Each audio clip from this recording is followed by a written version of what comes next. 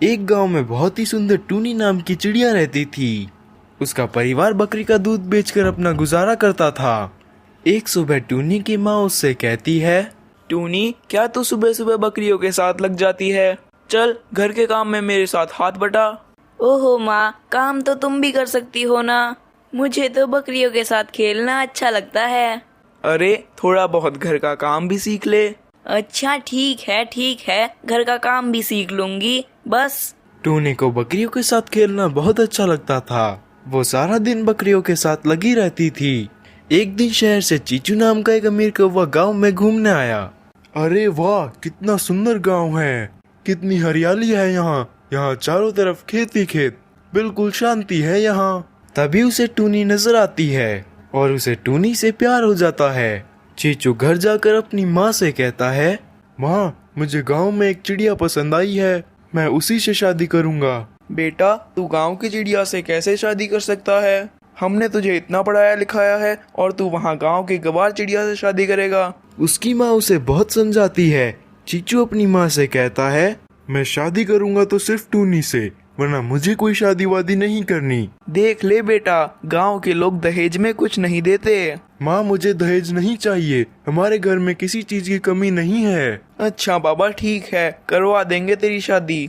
अब सुंदरी कवि चीचू के साथ टूनी के घर एक रिश्ता लेकर जाती है। सुंदरी कवि टूनी की माँ से कहती है, हम टूनी के लिए अपने लड़के का रिश्ता लेकर आए हैं। बहन जी, हमारे पास देने के लिए तो कुछ नहीं है। अगर आप फिर भी रिश्ता करना चाहते हैं तो हमें कोई एतराज नहीं है। बहन, हमारे बेटे को टूनी बहुत पसंद है, इसीलिए हम यहाँ आए हैं। फिर टूनी की शादी चीचू कौवे से हो जाती है। टूनी की माँ उन्हें दहेज में 4 बकरियां देती है। शहर जाते ही सुंदरी की सहेलियां टूनी को देखने आती है। बहू तो बहुत सुंदर है बहन, पर दहेज में क्या लाई है? सुना है 4 बकरियां लेकर आई है। हमारी बहू बहुत अच्छी है, गांव की हुआ तो क्या हुआ, तुम लोग तो बस फालतू की बातें करते रहते हो। अपनी सहेलियों के ताने सुनकर सुंदरी टूनी को मन ही मन कोसने लगती है और बात बात पर उसे ताने सुनाने लगती है। एक दिन सुंदरी कवि टूनी से कहती है, अरे ओ टूनी, कहाँ है तू? सुबह के 8 बज रहे हैं, तुझसे अब तक चाय नहीं बनी क्या? वो चीचू जी को आज ऑफिस जाना था ना, इसीलिए उनका लंच पैक करने में टाइम लग गया। तेरे बहाने तो हमेशा तैयार ही रहते हैं, जैसे बहाने तैयार रखती है वैसे काम भी कर लिया कर। ठीक है माँ जी, आगे से ध्यान रखूंगी। एक दिन सुंदरी अपनी सहेलियों को खाने पर घर पे बुलाती है। एक सहेली सुंदरी से कहती है, अरे तुम्हारी बहू कहाँ पर है, दिखाई नहीं दे रही। यही होगी कहीं, घर में तो दिख नहीं रही। तुम बैठो, मैं आवाज लगाती हूँ उसे। हाँ, जल्दी बुलाओ। सुंदरी टूनी को आवाज लगाती है, लेकिन टूनी घर पर नहीं होती।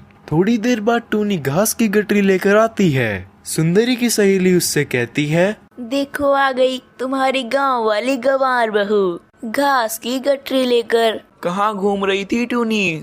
कहीं नहीं माँ जी, बस बकरियों के लिए घास लेने गई थी। यहाँ शहर में तो कहीं घास मिलती नहीं है ना, तो दूर से ही लेकर आई हूँ। अरे बकरी कोई पालने की चीज है क्या? ये सब देखकर सुंदरी को बहुत गुस्सा आता है। चल ठीक है, जा सबके लिए खाना बना, सबको भूख लगी है। जी माँ जी, अभी बनाती हूँ। ये कहकर टूनी खाना बनाने लगती है और फिर खाना खाकर सब चले जाते हैं। सुंदरी टूनी को खरी खोटी सुनाने लगती है। मेरी सहेलियों के सामने तूने मेरी बहुत बेइज्जती करा ली।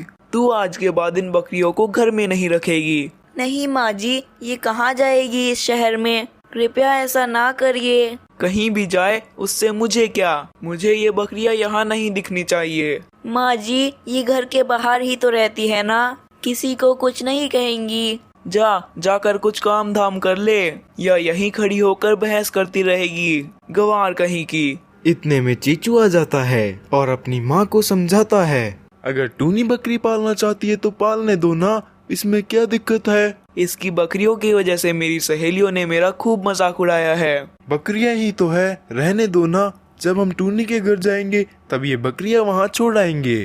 कुछ दिनों बाद सुंदरी की तबीयत खराब हो जाती है और फिर चीचू अपनी माँ को हॉस्पिटल लेकर जाता है और डॉक्टर साहब से कहता है, डॉक्टर साहब, मेरी माँ की तबीयत बहुत खराब है। क्या हुआ है? उन्हें कल से बहुत तेज बुखार है, कम ही नहीं हो रहा है। डॉक्टर चीचू कौवे की माँ का ब्लड टेस्ट करवाती है और चीचू से कहती है, तुम्हारी माँ को डेंगू हुआ है। इनका इलाज जल्द ही शुरू करना पड़ेगा और तुम्हें भी इनका अच्छे से ध्यान रखना होगा। हाँ डॉक्टर साहब, मैं बिल्कुल अच्छे से ध्यान रखूंगा।